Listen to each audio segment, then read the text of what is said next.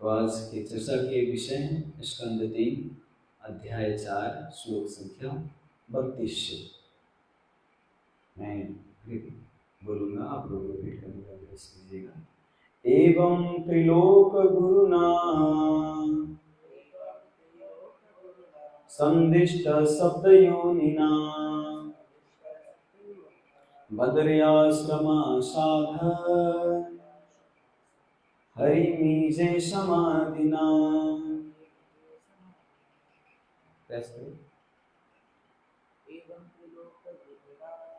एवं त्रिलोक गुरुना संदिष्ट शब्द योनिना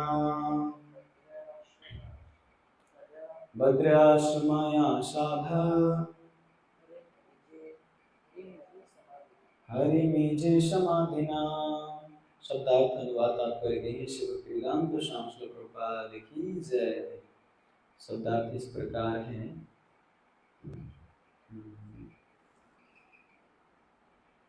सुखदेव गोस्वामी ने राजा सूची नहीं, शब्दार्थ इस प्रकार पहले एक बार एवं इस प्रकार त्रिलोक तीनों जगत के गुरुना, बोलिए गुरुना, संदिष्ट ठीक से शिक्षा दी जा, शब्द योनिना समस्त वैदिक ज्ञान के स्रोत, उसके द्वारा बद्र आश्रम, बद्रिका आश्रम तीर्थ स्थान में असाधार पहुंचकर हरि को नीचे पुष्ट किया, समाधिना समाधि द्वारा। ध्यान पूर्वक श्रवण कीजिएगा। सुखदेव गोस्वामी ने राजा को सूचित किया कि इस समस्त वैदिक ज्ञान स्तोत्र को तीनों लोकों के गुरु पूर्ण पुरुषोत्तम भगवान द्वारा उपदेश दिए जाने पर उद्धव बद्रिका आश्रम तीर्थ स्थल पहुँचे और भगवान को तुष्ट करने के लिए उन्होंने अपने को समाधि में लगा दिया। तात्पर्य, वस्तुतः भगवान श्री कृष्ण तीनों लोकों के गुरु हैं और वे समस्त वैदिक ज्ञान के आदि उद्गम हैं, किंतु परम सत्य के साकार रूप को वेदों के द्वारा भी समझ पाना अत्यंत कठिन है। परम सत्य के रूप में भगवान को समझ पाने के लिए उनके निजी उपदेशों की आवश्यकता पड़ती है। ऐसे दिव्य ज्ञान का प्रमाण सार रूप में भगवत गीता है। परमेश्वर को कोई तब तक नहीं जान सकता जब तक भगवान स्वयं कृपा न करे। बहुत गजब की बात है। भगवान कृष्ण ने यह विशेष कृपा अर्जुन तथा उद्धव पर प्रकट की जब वे भौतिक जगत में थे। निस्संदेह भगवान द्वारा भगवत गीता का प्रवचन कुरुक्षेत्र युद्ध स्थल में अर्जुन को युद्ध के प्रति प्रोत्साहित करने के लिए हुआ था। फिर भी भगवत गीता के दिव्य ज्ञान को पूर्ण बनाने के लिए भगवान ने उद्धव को उपदेश दिया। भगवान की इच्छा थी कि उद्धव के मिशन को पूरा करे, उद्धव उनके मिशन को पूरा करे तथा जो ज्ञान भगवत गीता में भी नहीं दिया गया उस ज्ञान का प्रसार करे। जो लोग वेदों के वचनों के प्रति आसक्त रहते हैं वे इस श्लोक से जान सकते हैं कि भगवान समस्त वैदिक ज्ञान के स्तोत्र हैं। देखिए, इस तात्पर्य में बहुत लंबा तात्पर्य है, तो हम तात्पर्य के पढ़ के चर्चा करेंगे आगे। तो यहाँ पे अभी प्रसंग चल रहे हैं। भगवान ये सुखदेव गोस्वामी परीक्षित महाराज को सुना है और अभी वार्तालाप किससे हो रहा है? उद्धव जी और विदुर जी का। लेकिन अभी सुखदेव गोस्वामी बता रहे हैं परीक्षित महाराज को कि भगवान ने उद्धव जी को क्यों चुना। क्योंकि जो भगवत गीता में ज्ञान जो बाकी था, जो नहीं दिया गया। देखिए, भगवत गीता, अब ये कोई प्रश्न खड़ा कर सकता है कि इसका अर्थ भगवत गीता में सारी ज्ञान नहीं है, इसीलिए तो जो छूटा हुआ ज्ञान उद्धव जी को दिया। तो वास्तव में भगवत गीता एक बेसिक फाउंडेशन के लिए भगवत गीता है। ऐसा नहीं कि है, सारा सारे रूप में दिया हुआ है, लेकिन फाउंडेशन आपका बेस बनाता है भगवत गीता। भगवत गीता जब कोई पढ़ता है तब जाके आगे के हायर लेवल की बात समझ सकता है। इसीलिए कितने लोग भगवत गीता में रास लीला की चर्चा, भागवत सप्ताह सुनते हैं, लेकिन उसको क्या, इसलिए कृष्ण को भी कामी और कृष्ण को एक सामान्य मनुष्य समझता है। क्यों? क्योंकि वो भगवत गीता पढ़ा ही नहीं, भगवत गीता के रहस्य को जाने ही नहीं। भगवत गीता में तो भगवान अपना ऐश्वर्य सब कुछ प्रकट किए हैं ना, विराट स्वरूप से लेके क्या, कौन व्यक्ति कैसा होता है और कौन व्यक्ति हमको मानता है, कौन व्यक्ति नहीं मानता है, कौन व्यक्ति माया से कर सकता है, कौन व्यक्ति नहीं कर सकता है, सब कुछ भगवत गीता में बताते हैं। और किसके शरण में जाना चाहिए, कौन परम पुरुष है, भगवान बोले न भगवत गीता में, अहम सर्वस्य प्रभवो मत्ता सर्व प्रवर्तते इति मत्वा भजन्ते मां बुधा भाव समन्विता। अहम सर्वस्य प्रभो मत्ता सर्व प्रवर्तते, मैं ही सारे जगत के सृष्टि करता हूँ। मत्ता सर्व प्रवर्तते, मेरे द्वारा ही सारा कुछ होता है सृष्टि।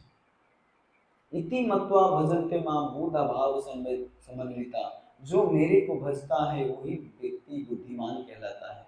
मच्चिता मद्गता प्राणा बोधयन्त परस्परम कथयन्तश्च मां नित्यं तुष्यन्ति च रमन्ति च। तो जो भगवत गीता का अध्ययन करता है, ये जो मेरे गुणगान करता है, वो क्या करता है, तुष्यन्ति च रमन्ति च, वो रमन करता है, तुष्टि मिलता है, तुष्टि पुष्टि संतुष्टि होता है। ये सब कुछ हृदय से उनके प्रकट होता है जब भगवत गीता की चर्चा करता है, जब भगवान के बारे में चर्चा। तो तुष्यन्ति च रमन्ति च केवल भगवत गीता पढ़ के आपको नहीं, भगवान के बारे में चर्चा कर सकते हैं, लेकिन भगवान की जब तक लीला आपको पता ना हो तो कैसे। भगवान की लीला श्रीमद् भागवत में दिया गया है। भागवतम जब पढ़ता है तब व्यक्ति को पता होता है कि वास्तव में भगवान की लीला क्या, तब तो भगवान के बारे में चर्चा करेंगे। लेकिन जो भगवत गीता केवल पढ़े हैं, कि कई हो सकता है कि अरे सर्व उपनिषदों का वो दुर्गा गोपाल नंदन सब उपनिषद के सार रूप में श्रीमद् भागवतम को बताए हैं। तो सब उपनिषद के सार रूप में बताए, केवल सार रूप से समझने से थोड़ी होगा। जैसे दूध का कंडेंस घी है, तो खाली घी खा के होगा, घी तो है लेकिन घी खाएंगे तो ठीक है, लेकिन दूध भी चाहिए, दही भी चाहिए, सब कुछ चाहिए ना। वैसे ही केवल कंडेंस से क्या सार रूप से नहीं होगा। सार रूप पूरा वेद के शास्त्र के सारे पुराण के श्रीमद् भागवतम को दिए, श्रीमद् भगवत गीता को दिए। तो हमारे इस्कॉन में श्री प्रभुपाद जी भी चार जो भक्ति शास्त्री है, भक्ति शास्त्री में 4 ग्रंथ एकदम नियम लागे, nectar of instruction, nectar of devotion और श्रीमद् भागवतम, और एक और क्या है भक्ति रसायन, मतलब भक्ति रसायन को वही तो नेक्टर ऑफ डिवोशन है, नेक्टर ऑफ इंस्ट्रक्शन में उपदेशामृत और भगवत गीता और ईशोपनिषद। हाँ, तो ये 4 ग्रंथ भगवत इस्कॉन में भी ये लागू है। आपको भक्ति शास्त्री होता है इस, तो कम से कम इतना भी आदमी अगर पढ़ता है तो वो समझ सकता है, भगवान की लीला का गुणगान कर सकता है। तो उद्धव जी को वास्तव में यहाँ पर क्यों है, क्योंकि योग्य व्यक्ति जो है उसी को तो देंगे ना। मैत्रेय जी को भी दे सकते थे, लेकिन उद्धव जी को ही क्यों दिए, क्योंकि उद्धव कोई ना कोई व्यक्ति, योग्य व्यक्ति चाहिए जो प्रचार कर सके इस बात को, जो मैंने बताया वो फिर दूसरे को बता सके, दूसरे को प्रचार कर सके। और बद्रिका आश्रम भेज रहे हैं उद्धव जी को। तो श्रील प्रभुपाद जी भी अपने शिष्यों में से जो जो योग्य थे उनको प्रेसिडेंट बनाते थे, उनको जिम्मेवारी देते थे। एक्चुअली कहा जाए तो उनके पास वास्तव में योग्यता भी नहीं था, लेकिन प्रभुपाद जी जिसको देते थे योग्यता, किसको देते थे, जो पूर्ण शरणागत हैं प्रभुपाद जी के, जो सेवा करना चाहते हैं। जब हम अयोग्य हो योग्य हो हमको इससे पता नहीं, लेकिन जब हम गुरु के शरण में जाते हैं, जब कहते हैं कि गुरुदेव आप जो कहो मैं वही करूँगा, है ना। जब आप शरणागति दिखाते हो तो गुरु भी आपको सेवा करने के लिए प्रोत्साहित करते हैं और जिम्मेदारी देते हैं। अब कितने आदमी हैं, क्वालिटी तो बहुत है, गुण भी बहुत है, लेकिन वो सेवा करना नहीं चाहते। कला भी बहुत है, सबको प्रचार भी कर सकता है, ज्ञान भी बहुत है, लेकिन वो आलस करके बैठा रहता है, तो उसको गुरु कभी मौका नहीं देते। मौका कौन किसको देते हैं? जो तत्पर रहते सेवा करने के लिए, जो कहे वो करते हैं। तो यहाँ उद्धव जी को बोले कि इसको प्रचार करना है जो मैंने तुमको ज्ञान दिया। तो आगे इसी तात्पर्य में बताते हैं, किंतु उद्धव जैसे शुद्ध भक्त से उन्हें आसानी से समझा जा सकता है। भगवान ने बद्रिका आश्रम में रहने वाले महर्षियों पर कृपा करके उद्धव को अपनी ओर से बोलने के लिए अधिकृत किया। बद्रिका आश्रम में अपनी ओर से, लेकिन भगवान को कितनी चिंता है, कौन ऋषि कहाँ पर है, कहाँ पर तपस्या कर रहे हैं, क्या कर रहा है, भगवान नहीं जाएंगे, लेकिन कह रहे मेरे ओर से तुम, मैंने जो ज्ञान दिया उन लोगों को ज्ञान देना था, ये इसको प्रचार करना।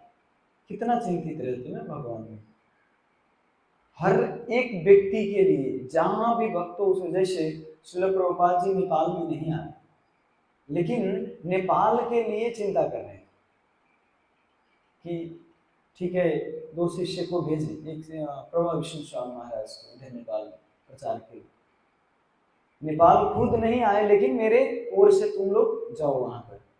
$600 खुद पैसा नहीं था तो खुद अपने अकाउंट से, पर्सनल अकाउंट से प्रभुपाद जी पहली बार प्रभुपाद जी ने दिए नेपाल के लिए। जब दान दक्षिणा दी तो प्रभुपाद जी वो जो पैसा उनके पास होता था वो ऐसे जगह पे खर्च करते थे जहाँ पे एकदम इमरजेंसी हो। तो नेपाल के लिए $600 नेपाल के पर्सनल प्रवेश स्वामी महाराज के माध्यम से भेजे। महाविष्णु स्वामी महाराज फिर आए, जगदत्ता स्वामी महाराज सब मिल के नेपाल में प्रचार किए। तो किनका प्रतिनिधि बन के? प्रभुपाद के प्रतिनिधि। तो वैसे ही यहाँ पे भगवान कृष्ण भी उद्धव जी को अपना प्रतिनिधि बना के भेज रहे हैं। प्रतिनिधि भगवान से कोई अंतर नहीं है।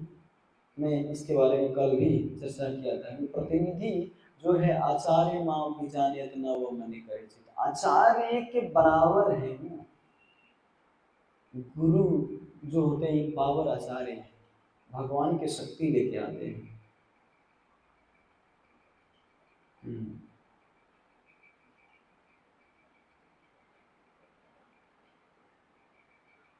जब भगवान इस धरा पर विद्यमान थे तो उन्होंने अंतरिक्ष की भी यात्रा करके स्वर्ग से पारिजात लाने और अपने गुरु संदीपनी मुनि के पुत्र को यमलोक वापस लाने जैसे बहुत असामान्य कार्यकलाप संपन्न किए। उद्धव को निश्चित रूप से अन्य लोकों में जीवन की स्थितियों के विषय में बतलाया गया था और सारे ऋषि उन लोकों के बारे में जानने के लिए उसी तरह उत्सुक थे जिस तरह हम अंतरिक्ष ग्रह में विषय जानने के लिए उत्सुक रहते हैं। उद्धव को यह संदेश बद्रिका आश्रम को ले जाने के लिए न केवल तीर्थ स्थलों के ऋषियों के लिए अपितु नर नारायण आर्चा विग्रह के लिए भी विशेष रूप से नियुक्त किया गया था। ऐसा संदेश वेदों में पृष्ठों में वर्णित ज्ञान की अपेक्षा अधिक गुह्य रहा होगा। यहाँ पे शुरू में आपने तात्पर्य में सुना कि भगवान कृष्ण को तीनों लोकों की गुरु बताया गया है ना। तीनों लोग, वैसे तो अनंत कोटि ब्रह्मांड के मालिक हैं भगवान, है ना, लेकिन फिर भी इस तात्पर्य में बताएं कि 3 लोक के भगवान तीनों लोकों की गुरु है। इसीलिए गुरु कई प्रकार के होते हैं।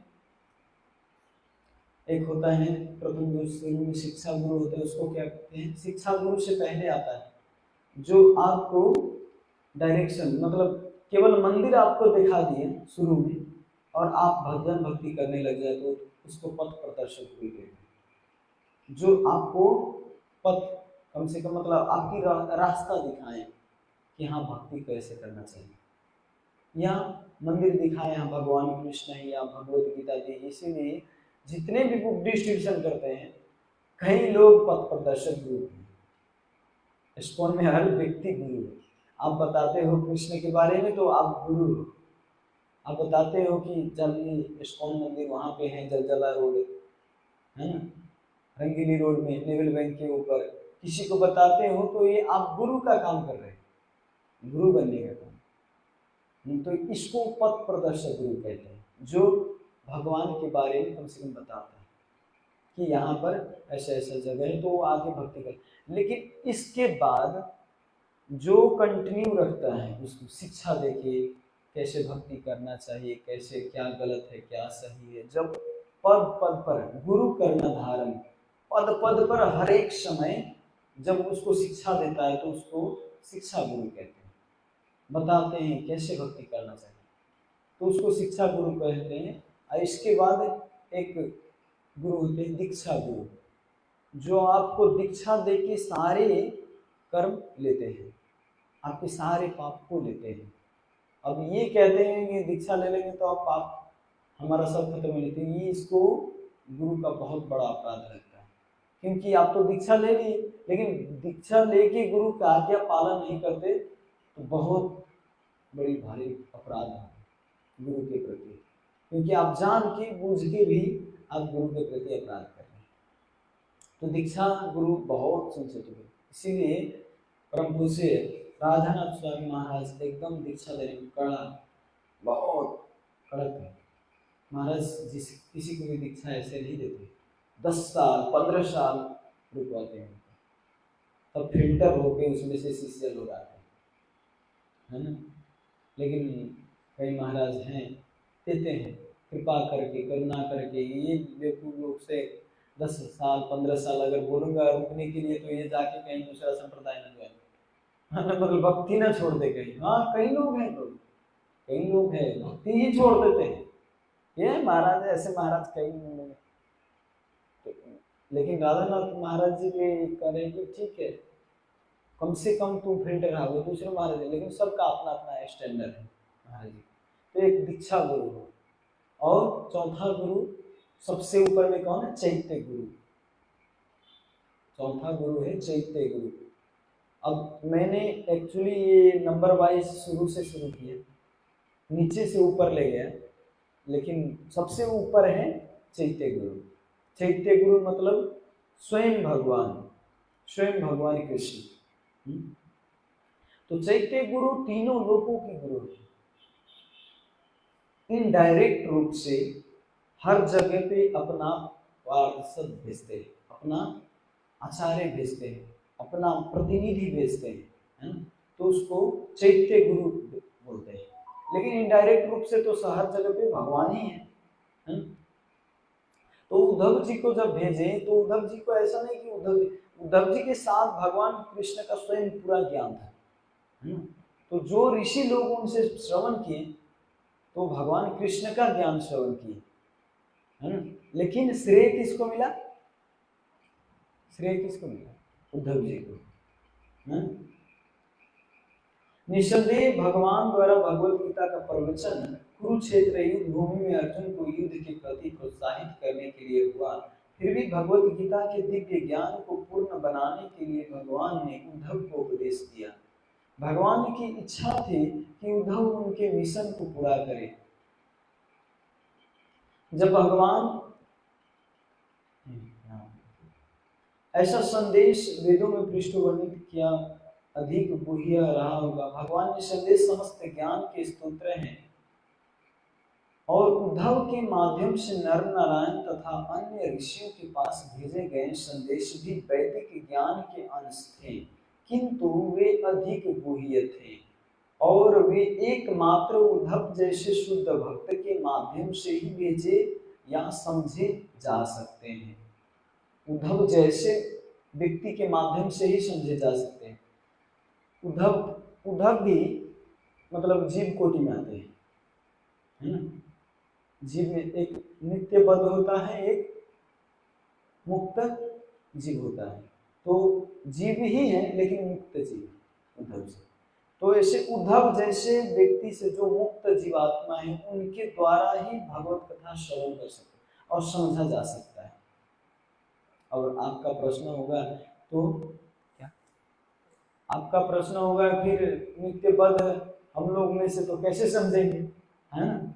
अब हम ज्यादातर तो नित्य पद ही हैं, जो नित्य शुद्ध होते हैं, नित्य मुक्त व्यक्ति होते हैं, वो तो पूरा रेगुलेशन सच में भक्ति के प्रकार ले आते हैं, जैसे श्रील प्रभुपाद नित्य मुक्त। और भी होंगे लेकिन मैं सबको जज नहीं कर सकता, लेकिन श्रील प्रभुपाद ऐसे रेगुलेशन ले चारों तरफ। और छोटे से ही हमने भी हुआ को चिल्लोपात नेपाली में कहते हैं, छोटे मतलब उसका लक्षण पहले से दिख जाता है कैसा होता है। प्रभुपाद जी के शुरू से ही उनका ज्ञान से पता चलता था, उनके लक्षण से पता चलता था कि कोई साधारण होते हैं।